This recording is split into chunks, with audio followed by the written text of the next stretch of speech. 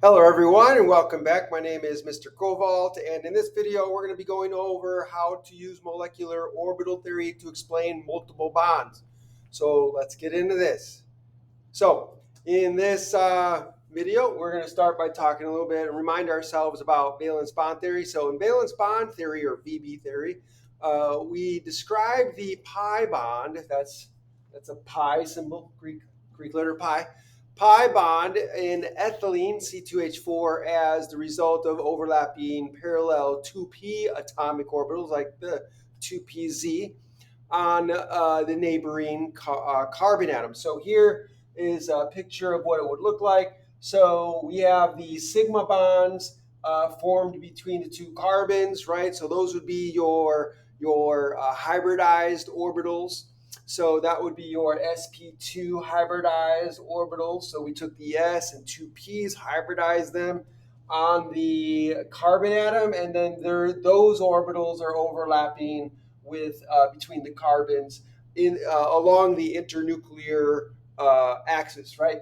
So we have a sigma bond here, the sigma bond overlap of sp2 with the s orbital of hydrogen, the unhybridized orbital. And so each carbon has an unhybridized p orbital. And so they are parallel to each other on adjacent atoms. And so you get this overlap of the electron density above and below the axis. And so we call that a pi bond. So from valence bond theory, that's how we described pi bonding. In molecular orbital theory, or MO theory, these two orbitals can be combined. So you've got the two p orbitals on different atoms. You can combine those to form pi bonding molecular orbitals and a pi star anti-bonding molecular orbital. So you get those two molecular orbitals, and then this is going to produce the following energy level diagram. So here we have, if I could show this a little bit better. So we've got our orbital diagram here. So you've got the 2pz atomic orbital on this side for the carbon, maybe this carbon here. And then you've got the 2pz atomic orbital for this carbon. And so each one has a single electron. And so these two are going to combine together. You're going to get the constructive interference that's going to give you the bonding orbital, the pi bonding orbital, and the two electrons are going to go in there. And so this is what it looks like. And so we have our anti-bonding orbital here that has a higher energy. Anti-bonding is more destabilizing. So it has a high energy. And down here we have our bonding pi molecular orbital. And so that's going to be constructive interference, because we're treating the electrons and the orbitals as wave functions. And so when waves come together, when they can combine either constructively. So that's going to increase the amount of electron density along the internuclear axis. And then if you also can, the waves can interfere destructively, and that's going to be higher energy. And so here you get a planar node perpendicular to the axis, right? So this would be destabilizing as well. So this is how we would explain the pi bonding with regard to molecular orbital theory. And so one thing to keep in mind with regard to this is that, hold on just a second. So sorry about that. So one of the things we can do is we can use valence bond theory to describe the sigma bonding, right? So we can use valence bond theory to describe the the sigma bonding in the molecule, along with, say, unhybridized p orbitals or pi orbitals. And then we can use molecular orbital theory to describe the pi bonding in the molecule. So let's go over an example. Okay, so here's our first example problem. So it says describe the bonding in HCN using a combination of hybrid atomic orbitals and molecular orbitals. The HCN molecule is linear. So, excuse me. So for the HCN molecule, we're told it's linear. That's going to be important information. Because it's linear, we can assume that the hybridization is sp because that is goes along with in accordance with linear molecules. So if it's sp hybridized, then that means it took an s and a p to create two atomic or hybridized orbitals. So we can draw it like this. So we have our hydrogen, or let's do the carbon. So then carbon is going to be there. It's going to have sp hybridized orbital there. And it's going to have sp hybridized orbital there. So it's got two sp hybridized orbitals. So remember, when you are making hybridized orbitals, you get the same number of hybrid orbitals as the number of atomic orbitals that you combine together or hybridized. So since we took an S and a P, those are two atomic orbitals, we're going to put those together and we get back out to equal energy hybrid orbitals. So we got two of those. And so that's going to overlap. One of these is going to overlap with the unhybridized s orbital of hydrogen, right? So we got an electron there, an electron there. And then this orbital, this hybrid orbital, is going to overlap with that from nitrogen. We can say that nitrogen is also going to be sp hybridized. So this is going to have an sp hybrid orbital there, an sp hybrid orbital there. So this is sp as well. So we got an unpaired electron there with an unpaired electron there. And so here we have a sigma bond, here we have a sigma bond, and then here we're going to have a lone pair, like so. And so we can explain, so that's valence bond theory. And so you'll notice that we took an S and a P, and that means we have two p orbitals that are unhybridized. Also, if we look at the number of valence electrons that we used, right? So nitrogen has 5 valence electrons, but we used 1, 2, 3 in the bonding here for sigma bonding and lone pairs. So that means 5 minus 3 equals 2. We have 2 valence electrons left. And also for the carbon, we have 4 valence electrons total. We used 1 here and 1 there for the sigma bonding. So that's going to be 4. So 4 minus 2 gives us 2 valence electrons left over. So we have two unhybridized p orbitals, right, on each of the atoms, carbon and nitrogen. Carbon has two unhybridized p orbitals. Nitrogen has 2 unhybridized p orbitals. They each have 2 electrons left over. So each of the unhybridized p orbitals are going to have 1 electron. So we have 4 electrons. And so now we can describe that in terms of molecular orbital theory. So if we draw our orbital diagram, so we'll put carbon on this side. So we'll have carbon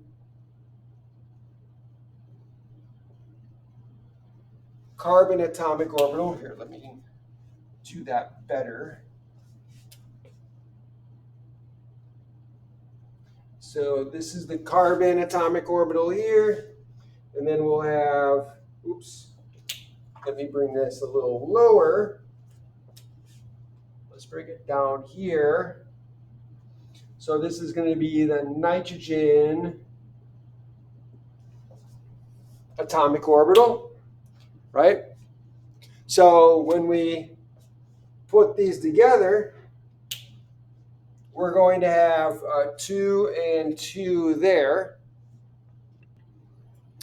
And so we're going to need 2 here and 2 here. So this will be your px, py, px, py. And again, you could see that the orbitals here are higher in energy for carbon than for nitrogen because nitrogen is more electronegative.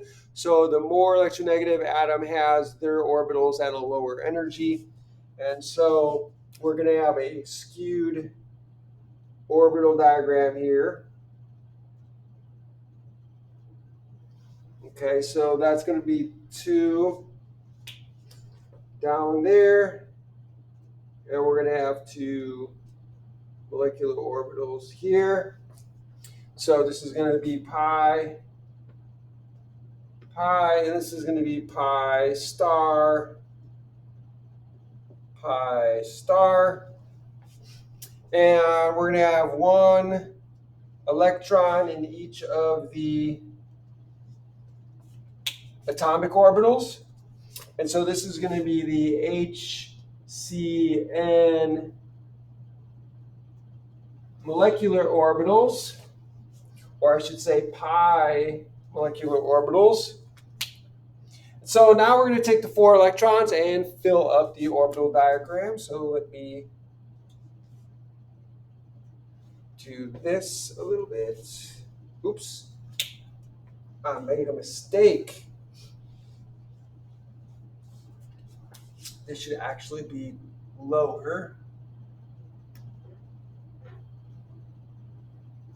So this is pi and pi, like so.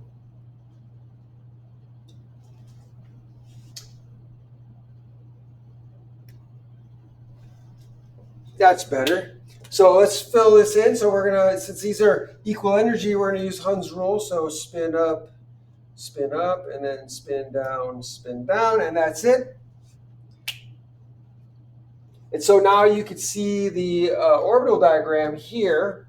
So that's going to help us explain the bonding, right? So if we do the bonding here, we do the bond order with regard to this, then you could see, okay, well, the bond order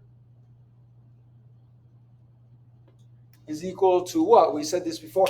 So the number of bonding electrons minus the number of antibonding electrons. We don't have any electrons in any of the antibonding orbitals. We just have the electrons in the bonding orbitals. We have 4 of those. So it's going to be 4 minus 0 divided by 2. Well, that's going to be 4 divided by 2. And that's going to give us 2. So that means we have a bonding order of 2, meaning we have 2 more bonds. So we have the sigma bond here, that's 1, and then we're going to have 2 more bonds from the molecular orbital diagram here from the pi, for the pi bonds. So this tells us we have 2 pi bonds and we have 1 sigma bond. So that would be a triple bond between the carbon and the nitrogen, and that's what we would expect. And so that's our first example. Okay, so here's number 2. I forgot to change this to a 2.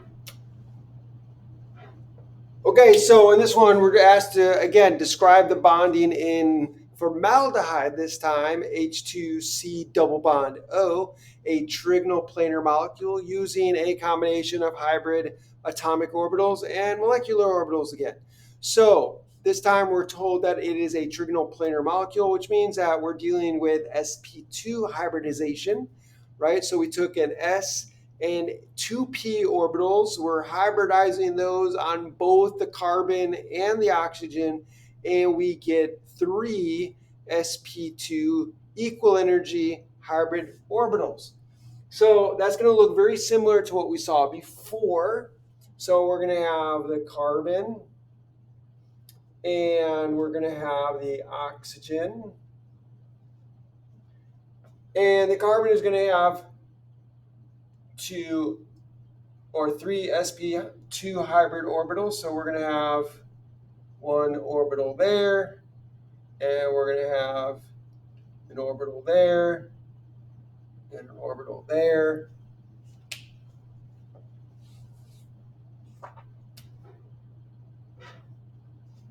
And so the oxygen is also going to be sp2 hybridized. So we're going to have an orbital there, we're going to have an orbital there, and we're going to have an orbital there. So this is a trigonoplanar form. So they're both trigonoplanar.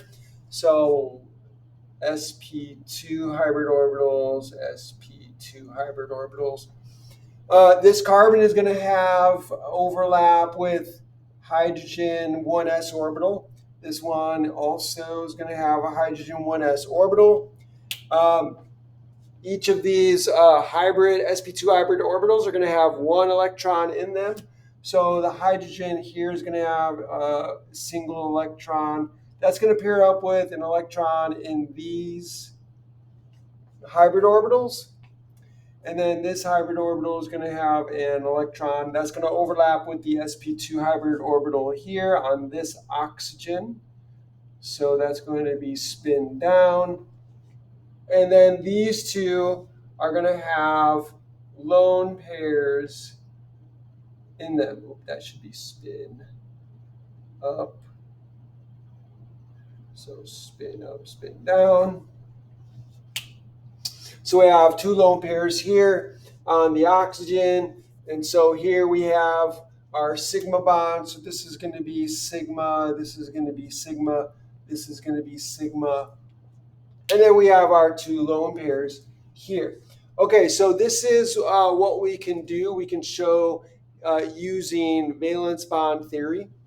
And so now we look at the oxygen and say, okay, well, oxygen has 6 valence electrons. We have 1, 2, 3, 4, 5. So we use 5 in the sigma bonding and lone pairs. So that's going to be 6 minus 5 gives us 1 electron left over. And carbon again has 4 valence electrons. And we used 1, 2, 3 for the sigma bonding. So 4 minus 3 gives us 1 valence electron left over. So we have 2 valence electrons left over. Now remember, we have 1 unhybridized p orbital left over on the carbon, because remember, this is sp2 hybridized. So we used an s orbital and 2 p orbitals. There are 3 p orbitals. So 2 of them were used to make the hybrid orbitals. That means we have 1 unhybridized p orbital left over. Same thing with the carbon. And we have 1 valence electron left over on the oxygen. Did I say carbon? I meant oxygen. We have 1 valence electron left over for the oxygen. So that 1 electron is going into that unhybridized p orbital. And we have 1 unhybridized p orbital here, as well as 1 electron. So that 1 electron is going to go into the unhybridized p orbital. So here we can use molecular orbital theory to explain what's going on with those unhybridized p orbitals. So we could put the 1 electron here for carbon and the 1 electron here for oxygen. Again, oxygen is more electronegative, so the p orbital, the py orbital here is lower in energy compared to that of the carbon. And so we're going to fill in the molecular orbital diagram. So we have our pi bonding molecular orbital and our pi star anti-bonding molecular orbital. So bonding, anti-bonding. So the 2 electrons are going to fill in the bottom one first. We have 1, 2. And that's it. So when we do the bonding order, the bond order for this is going to be the number of the number of bonding electrons minus the number of anti-bonding electrons, which we have 0 of. So we have 2 bonding, 0 anti-bonding. And so that's going to be 2 minus 0. And again, that difference is divided by 2. So that's going to give us 2 divided by 2, which is 1. So that tells us we have 1 pi bond being formed. So here we have 1 sigma bond plus 1 pi bond. So that's a double bond that's going to form between the carbon and the oxygen. And that's exactly what we would expect. And we know that from our experimentation and observations. So those are 2 examples. I hope that's helpful. Let's go on to the next topic. Okay, ladies and gentlemen, let's now talk about molecular orbitals and resonance structures. So if you remember about your resonance structures, we have basically a double bond that can move in the molecule.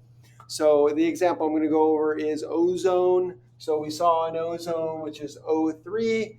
It can be represented as follows. So we have a Lewis dot structure.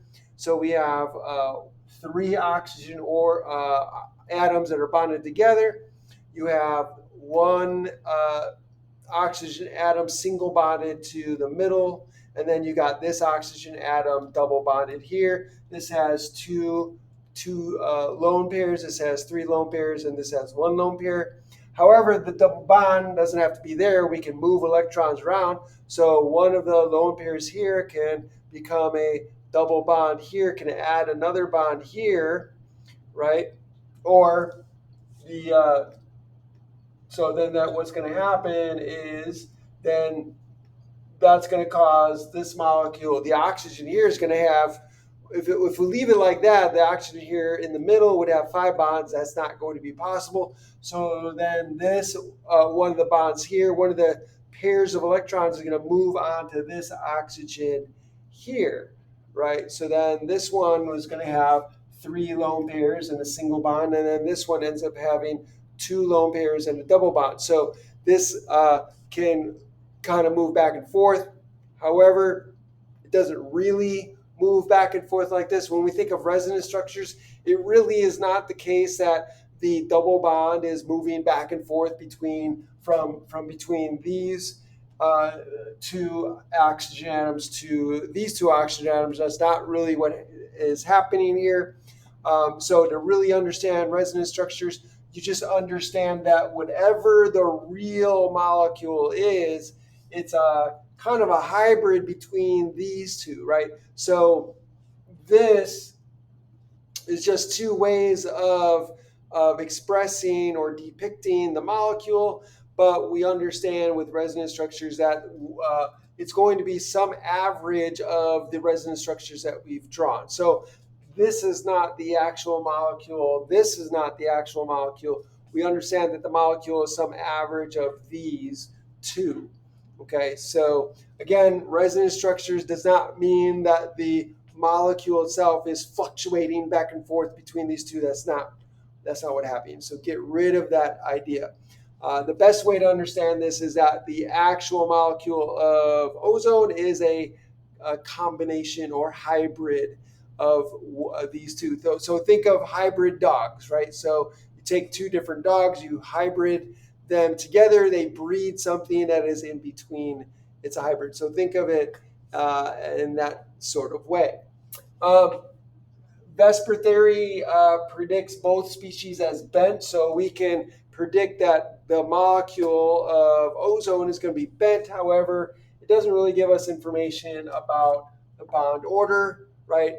What is the bond between this oxygen, these 2 oxygens, and these 2 oxygens? It doesn't really give us that information. We could calculate bond order using our resonance structures. So you can count the number of bonds that you have and divide that by the number of atoms that are being bonded. So here you have 1, 2, 3 bonds total. You have 2 atoms being bonded.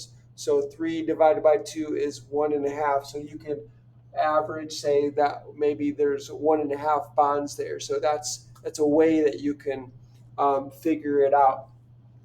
Experimental evidence indicates that ozone has a bond angle of 17.5. Because this is close to 120, we know that 120 is the bond angle of a trigonal planar molecule. So since 117.5 is close to that, we can predict that the central oxygen in ozone is likely to be trigonal planar and sp2 hybridized. So we can depict this using our sigma bonding like we've done before, right? So using valence bond theory, we can say, okay, so the oxygens are going to be trigonal planar. So we have each of the molecules as sp2 hybridized. So this oxygen atom, did I say molecule? I meant atom. So each atom in the molecule of ozone is sp2 hybridized. So we have two lone pairs on this oxygen with one lone pair or with one single electron being paired up with a single electron here. We have one lone pair on this oxygen, single electron being paired up with single electron on this oxygen, and then we have two lone pairs here. So this is the sigma bond framework. But then, because this is sp2 hybridized, that means that each oxygen has one unhybridized p orbital on each of those. So if we calculate the number of electrons left over, right? So oxygen has 6 valence electrons. So if we write up here, so 6 valence electrons for this oxygen, we used 1, 2, 3, 4 in the lone pairs, and then 1 in the bonding, right? So that's a total of 5. So minus 5 gives us 1 electron left over on this one. Here we have 1, 2, 3, 4 electrons. So again, the oxygen has 6 valence electrons. We're going to minus 4. That gives us 2. So there's 2 electrons left on this one, right? Because it's got 1 electron being bonded with this electron on the other atom to form a sigma bond. So we have a sigma bond there. It's got 1 electron here being paired up with this one on this atom. So that's a sigma bond there. And then we got the lone pair. So that's 4. And then this one here is like this one. It's got 2 lone pairs and 1 electron. So again, that's going to be 6 minus 5 equals 1 electron left over. So now we can put those electrons into the unhybridized p orbitals. So if we go over here, this is going to be the pi bonding framework, right? So if I write that down here, so this is going to be the, oops, that's not supposed to be a sigma. It's supposed to be an O. So we have O3 pi bonding.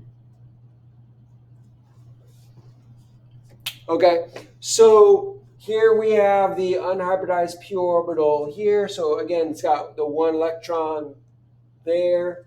So here we have the unhybridized p orbital in the middle oxygen. It's got the 2 electrons for the lone pair.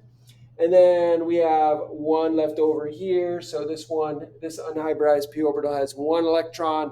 So this takes care of the lone pair on this oxygen. And then you've got the overlapping of the pi bonds being kind of adjacent to each other. So you got that pi bonding going on. Okay, so this is the way you can describe it using valence bond theory. However, we can explain it also using molecular orbital theory. So stay tuned. Okay, so now let's look at how molecular orbital theory would explain the bonding. So here is the bonding diagram for ozone. And so here you can see that since we have 3 unhybridized p orbitals, those three unhybridized p orbitals are going to then interact with each other to form three molecular orbitals. And so here are the three molecular orbitals. And so you can see here in one example where all three unhybridized p orbitals interact constructively. So therefore, there's no nodes in the electron density. And so this would be a pi bonding molecular orbital. You also have one where you have two nodes in between all of the atoms in the ozone. So you have one in between these two atoms and one in between these two atoms. So this is going to be destructive interference, right? So that's creating those nodes, and this would be the antibonding, the pi star antibonding molecular orbital.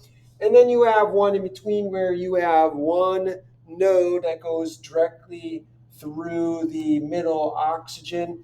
And so this is going to be a non-bonding molecular orbital. And so as you saw from before, there are a total of 18 valence electrons. Why? Because we have three oxygens. Each oxygen, of course, oxygen is in group 6 in the periodic table, so that means that each of them has 6 valence electrons. 6 times 3 is 18. We saw that these two oxygens here have 2 lone pairs, so that's going to be 4 each, so 4 on here, plus the sigma bond here, that's going to be 6. And then you have the lone pair on this oxygen, so that's going to be 8, plus the sigma bond here, that's 10, plus you have the 2 lone pairs on this oxygen, so that's going to be 4. So that's 14 electrons used in the bonding here.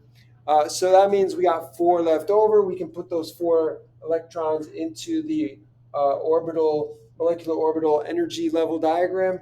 So we're going to put 2 electrons in the bonding, and then next would be the non-bonding, since they fall between the anti-bonding and the bonding. So that's going to be 2 there. That's our 4. And we can calculate the bond order here in the same way as we did before. So remember, the bond order is going to be equal to the number of bonding electrons, which is here 2, minus the number of anti-bonding electrons, which here we have is 0. Now you might be asking yourself, well, what about the non-bonding electrons? Well, non-bonding electrons are ignored when we're talking about bond order, so we don't worry about those. So we have 2 bonding electrons minus 0 non-bond or anti-bonding electrons divided by 2. That's going to be 2 over 2, which is going to be 1. So here we got 1. So that means that we have 1 pi bond holding together the 3 atoms in the ozone. So basically, this 1 pi bond is divided between the 2 bonds here, holding all 3 atoms together. So 1 divided by 2 bonds, split between 2 bonds, is a half of a pi bond. So each bond here gets a half of 1 pi bond, which is then giving us, for each of these, 1 sigma bond plus 1/2 pi bond, giving us 1.5 total. And that is how you can use molecular orbital theory to explain resonance structures, okay, or resonance in the molecule. Okay, so let's go over a couple of examples. Stay tuned. Okay, so here's our first example problem. we're asked to describe the bonding in the nitrate ion, NO2 minus, in terms of a combination of hybrid atomic orbitals and molecular orbitals. Lewis dot structures and the VSEPR model predict that the NO2 ion is bent. So because it's bent, that indicates that it's an sp2 hybridized trigonal planar molecule. So if we write the Lewis dot structure, it would look something like this, right? So we have the N, nitrogen is the central atom. We'll have oxygen, oxygen, like so. And then, of course, there's going to be resonance. So the resonance structures, we could put the double bond on the other end, like so. And so what we can do is first draw the sigma bond framework. So we can have the nitrogen in the middle, and then we'll have our oxygens like so. So we're going to say that this is sp2 hybridized. Let's move this a little bit farther away, like so. So this one's going to have 3 hybrid orbitals. Let's make this a little bit better.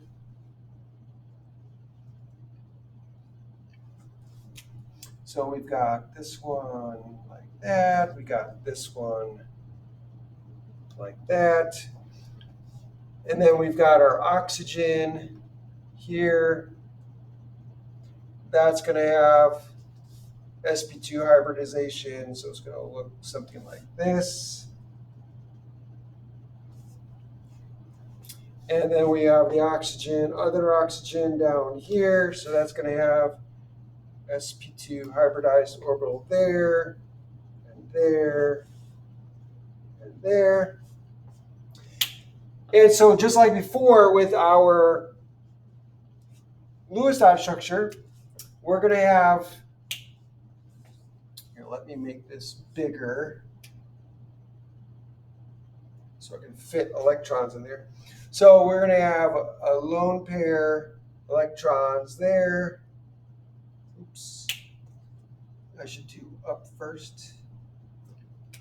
So up, down, we got 2 lone pairs there. We're going to have a single electron there. So again, this is sp2 hybridized. This is sp2, and this is sp2. So then this orbital, oops, that should be spin down. Sorry about the mistakes.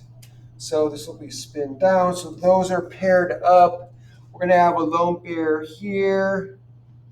This is going to have a single electron spin up. This is going to have a single electron spin down. So that pairs up to form a sigma bond. So here we have a sigma, and then here we have a sigma.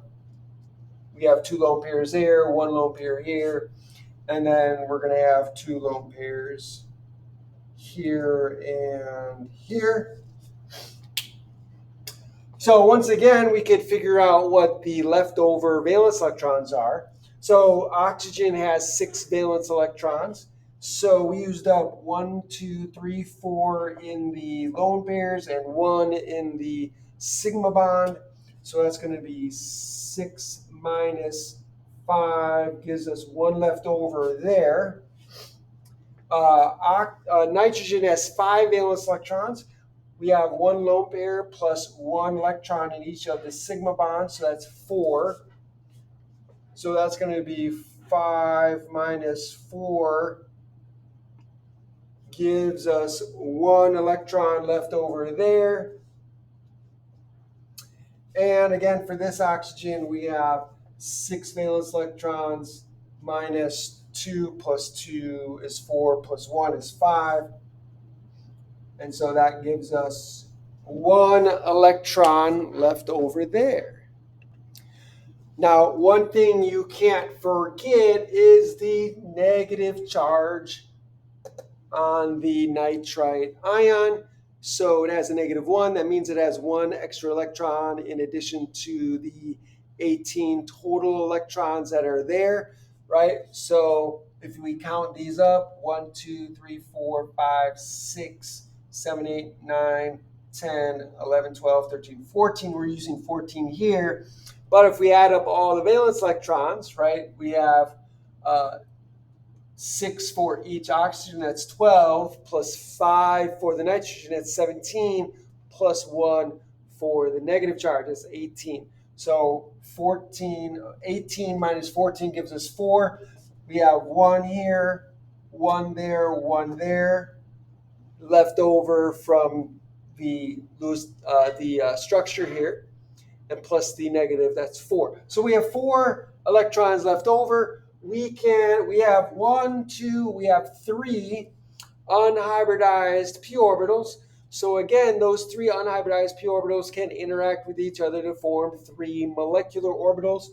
So we have the pi bonding, the non-bonding, and the pi antibonding or pi star antibonding molecular orbitals. So we're going to fill those in with our 4 electrons. So we have 1, 2, 3, 4. So again, the bond order, if we calculate bond order for this, 2 bonding minus 0 antibonding. Remember, non-bonding doesn't affect bond order. We're going to divide this by 2. That's going to be 2 divided by 2 equals 1. So once again, we have 1 pi bond being shared among all 3 atoms between the 2 bonds. So 1 divided by 2 gives us a half. So we would expect that the bonding between your nitrogen and oxygen here and nitrogen and oxygen here is going to be 1 sigma bond, right? Because we have a sigma bond here, plus a half of a pi bond. So 1.5 bonds. Okay, let's go on to our next example problem. Okay, our last example problem. So this is number 2 again that I forgot to write. Okay, so this time we're asked to describe the bonding in the formate ion, HCO2-, in terms of a combination of hybrid atomic orbitals and molecular orbitals. Lewis dot structure, again, it tells us that this is going to be not bent, but planar.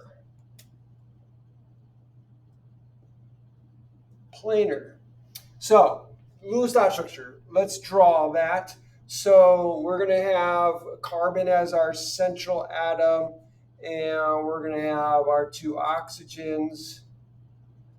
Oxygen here, oxygen, hydrogen. So this oxygen has 3 lone pairs. This one has 2. And so again, we're going to have resonance structures. So this double bond can move over here. We can place it over there. And again, I'm using move in a loose way. Again, the bond doesn't actually move. So that's going to have 2 lone pairs. This is going to have 3 lone pairs. And then we have the hydrogen. So here we have a trigonoplanar molecule, and so we have resonance. And so how can we describe this? So again, using the sigma bond framework, we can use the valence bond theory and hybridization. So since this is trigonal planar, we can say, well, this is going to be sp2 hybridized. So if I go ahead and draw that, I have, the carbon is going to be sp2 hybridized. So we're going to have sp2 hybrid orbital there, sp2 hybrid orbital there, sp2 hybrid orbital there. So this is, again, sp2 hybridized. I'm going to have my unhybridized hydrogen with the s orbital. Here I'm going to have sp2 hybridized oxygen over here. So we'll draw oxygen here. We'll have the oxygen here. So this is going to be planar as well. So there's our sp2 hybridized orbitals there. So this is sp2 hybridized. And this oxygen is also sp2 hybridized,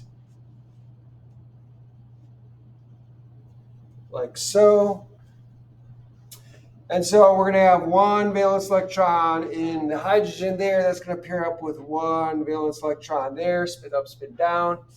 This one's going to have one unpaired electron there. Let me draw that better so it's clearer.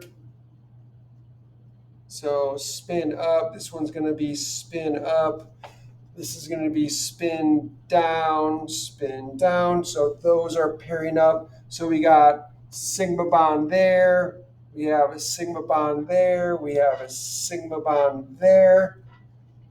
And these are going to have lone pairs. So we have lone pairs there. And this is going to be lone pair and lone pair. Okay, so how many electrons do we use in our sigma bonding framework?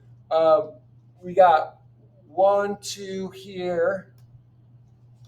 And notice the hydrogen only has one electron. That used its electron in the sigma bonding, so no more electrons left over for hydrogen. Carbon here has 4 valence electrons, right? So 4 valence electrons. It used 1, 2, 3. So that means that carbon has 1 electron left over for the molecular orbital bonding. Oxygen has 6 valence electrons. Both of these are the same, so this will apply to both. So we have 6 valence electrons. It used 1 for the bonding, the sigma bonding, and 2 for each of the lone pairs, so that's 5. So that's 1 left over. So again, for the second oxygen, it's going to be the same. That's 1 electron left over. And then plus we have 1 for the charge. So that's a total of 4. So charge is equal to 1. So we have 4 left over. You could also count the total number of valence electrons. So we have 1 for hydrogen, 4 for carbon, that's 5. 6 for each of the oxygens, that's a total of 12. 12 and 5 is 18, plus the 1 for the charge. 12 plus 5 is 17, plus 1 for the charge makes 18. If we count the total number of electrons that we used in our framework here, we have 1, 2, 3, 4, 5, 6, 7, 8, 9, 10, 11, 12, 13, 14. So we use 14 here. 18 minus 14 gives us 4. So now we can take those 4 and we're going to fill that in, because we have here, since it's sp2 hybridized on the carbon, that means we have 1 unhybridized p orbital on this carbon.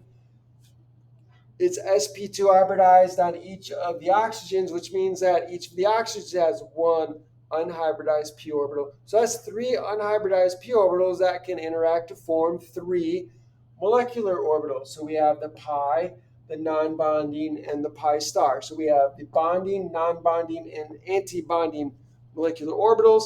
We got 4 electrons, so we're going to fill this in again. Spin up, spin down, spin up, spin down. Once again, we're going to calculate the bond order for the pi bonds.